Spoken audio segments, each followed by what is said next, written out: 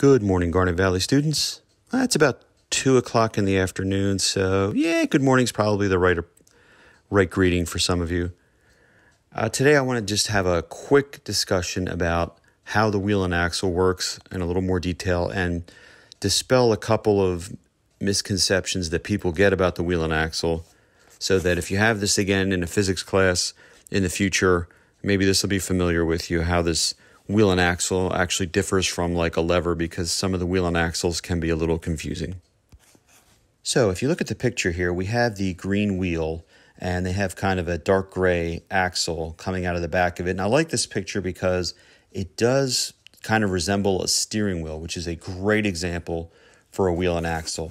And the way it works is if you compare the size of the wheel to the size of the axle. Now in this picture, they're using the radius. I think in the explanation videos I have where I'm showing actual tools, I say diameter, and radius is probably the more correct response.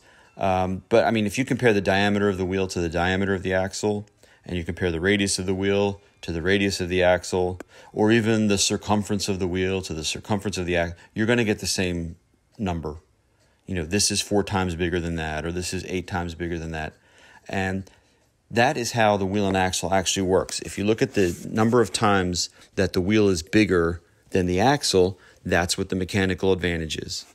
So a steering wheel is a great example, and I have a few more for you guys to look at. Okay, first example, we have a screwdriver, which is a textbook example of a wheel and axle. What you have is the wheel part, which is the bigger part, is the handle on the screwdriver. And if you compare the diameter, or I guess we should actually be saying the radius.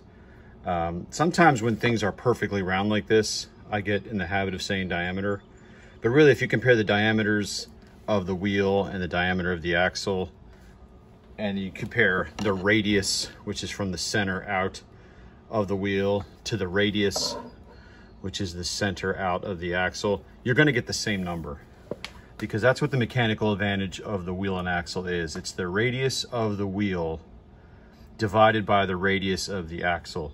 So if this is 1/4 the size of this, if this is 4 times bigger, then this is going to quadruple your force. And because this is such a simple machine, there's no moving parts really, you're just turning the screwdriver, they're pretty efficient, and the mechanical advantage, the actual mechanical advantage, is actually pretty close to what that number is if you divide the two. So this makes doing work a lot easier. If you ever try to put a screw in and just turn the axle part, you'd probably get stuck. But then if you use the wheel part, it multiplies your force and you get a lot more mechanical advantage that way because of the different sizes. That's one example of a wheel and axle. So my next example for a wheel and axle is the socket wrench. Now, I know what you're probably thinking. You're probably thinking like, wait, Mr. Grandy, that looks suspiciously like a lever. You know, isn't that where your effort goes in? And isn't this the fulcrum that it pivots around? And, you know, it's like a first-class lever. This side goes down and that side went up. And that's just the fulcrum. And the answer is no. They're very similar. The way levers and wheel and axles work is very similar. You're comparing, you know, for the lever, it was the distance from the fulcrum and how far it moves. And with the wheel and axle, this is a better example of why we say the radius of the wheel, because sometimes you don't have, you know, an actual round thing like the screwdriver. You have something like this where you would measure from the center to the end, and that's the radius. And when you compare the radius of this to the radius of this socket, you can see this is many, many, many times bigger. So this gives you a tremendous mechanical advantage. And the other thing to remember, the difference between a wheel and axle and a lever is that the part that you would think is the fulcrum in the wheel and axle, that's actually where the work is getting done. So if you had something like this bolt and you had to put something through something like this, is the hitch end of a bike rack we have for our car, and you put this in the hitch, and there's a hole in the sides of the hitch, and there's a hole through here that you have to put this bolt through, otherwise your bike rack will just fall off while you're driving. And when you put this through here, you have to put it through and you have to tighten it. You can see I got like maybe half a turn and I'm stuck. I can't turn it anymore. I just don't have enough force.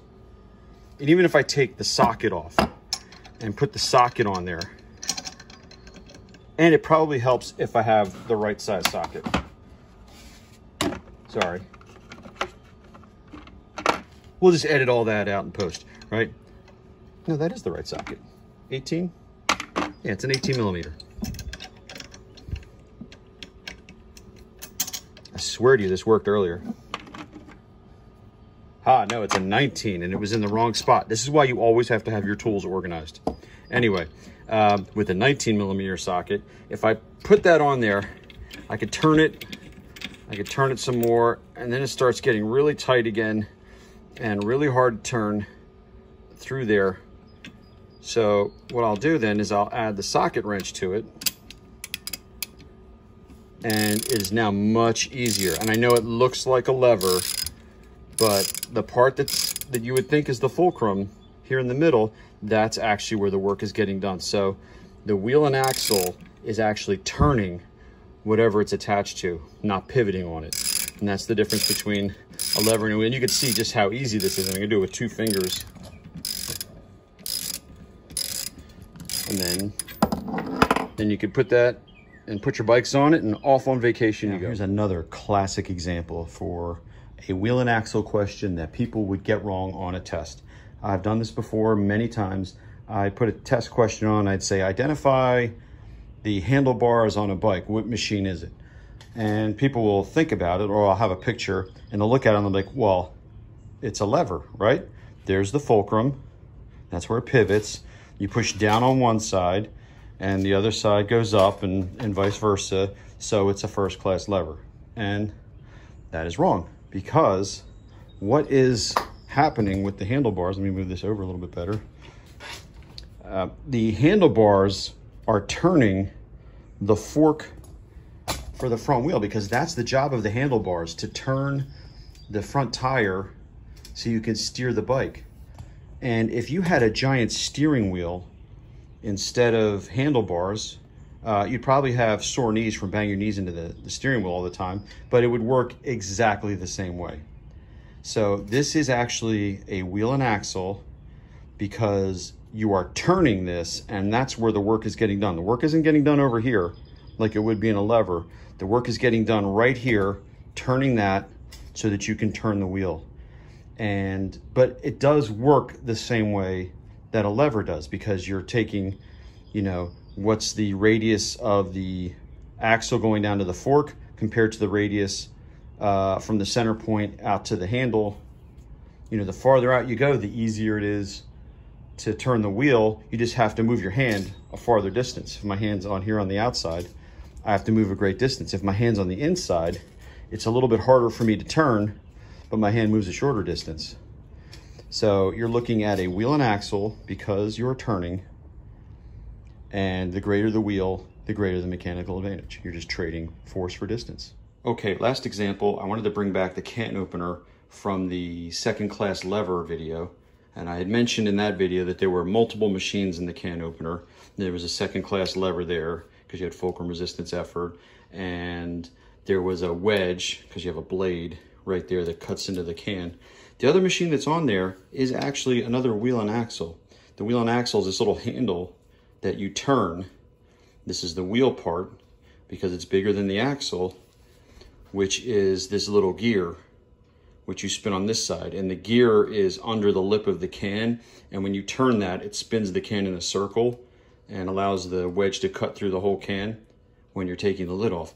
So you can see from the side here, if I just turn that out like that, I know the lighting's not great here, I apologize for that, but there we go. You can see how the radius of this wheel, the radius of the axle here is much smaller than the radius of the wheel, and that's why it is so easy to sit there and turn that and cut through the can using all these machines combined into one super machine. Isn't that cool? Anyhow, hope this was helpful. Stay safe, everybody. We have anything in the cookie jar? Do we?